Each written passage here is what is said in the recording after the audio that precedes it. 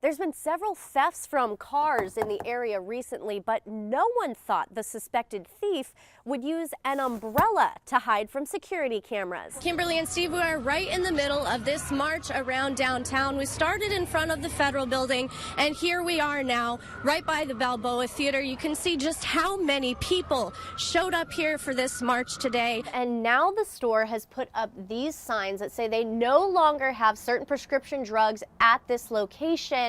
Meanwhile, the man who pulled a gun and waved it in their faces to get those pills is still on the loose. Weeks later, much of this area is still charred, and the 911 calls show just how scary this fire was for the people who live here. She hung up these signs all over the area to warn her neighbors. They're all hoping this doesn't happen again. Bree.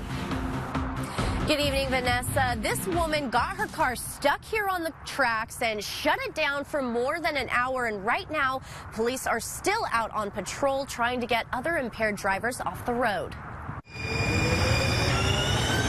The car is stuck quite a ways down the track. A car so far away from the platform, the only thing you can see is the tire tracks in the gravel.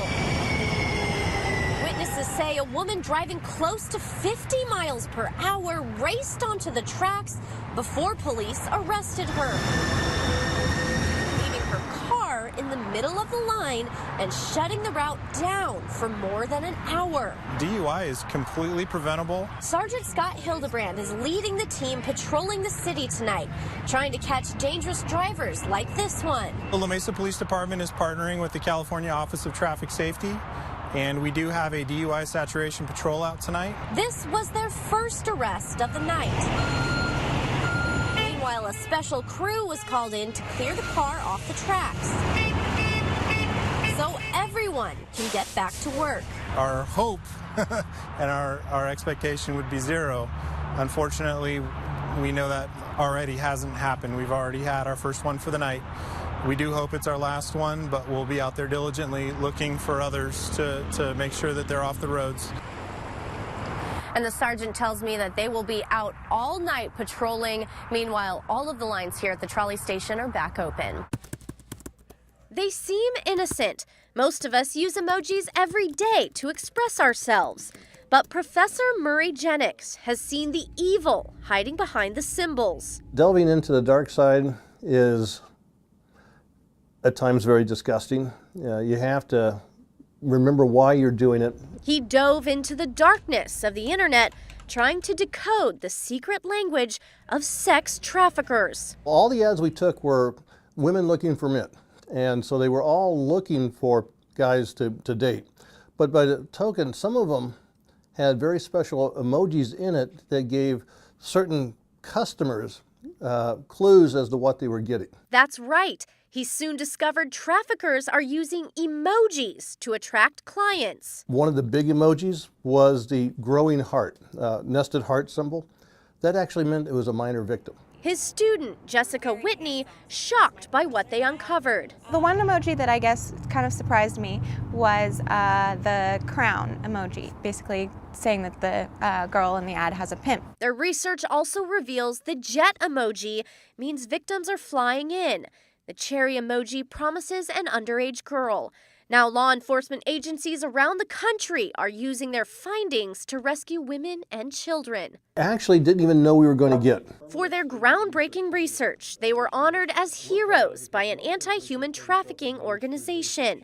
But they both see their plaques as daily reminders that their work is not over. I don't care about the recognition. I just care that they are getting rescued. This idea, like, wow, this is really becoming something, and, it makes me just want to, move forward and help as much as I can.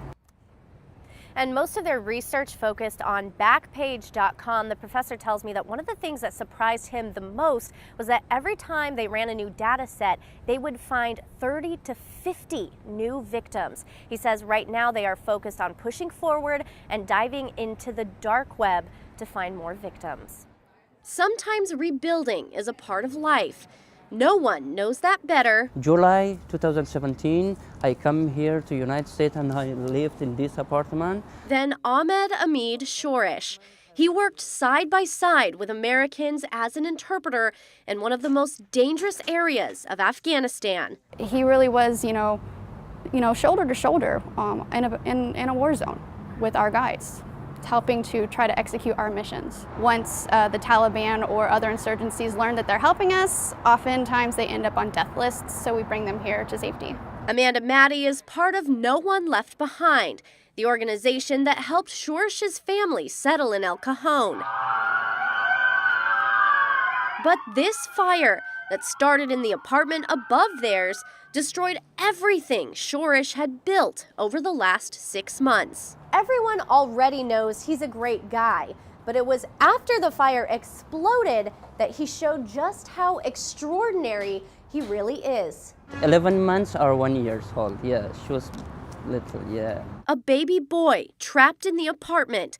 Shourish ran up the stairs into the fire and saved him. My son told me, "Hey, Dad, when I saw you, you bring the kids and her mom comes, you look for me like a Superman."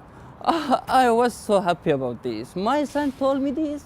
Now, as he rebuilds his life yet again, he hopes compassion and courage can be their cornerstone. This is a human's life. Maybe sometimes we can help each other. I lost these things, but I don't care about this because I have some friends to help me. I think about my kids' life and my wife's life and my neighbor. They are okay. My kids is okay. That's everything for me.